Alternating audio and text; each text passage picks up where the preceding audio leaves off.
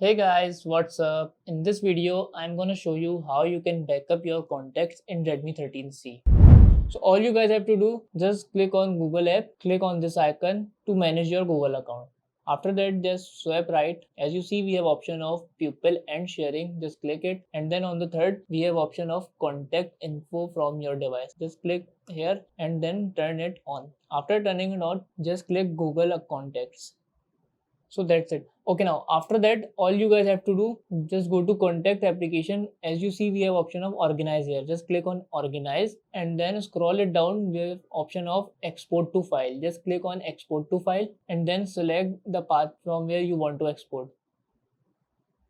Click on export, then the file is now ready. Just click on save. So after that, all you guys have to do, just go to Google again. Here we have option of three dots and then we have option of import here. Just click on import, then select the file, click select file, and then the file which you saved, just click on it.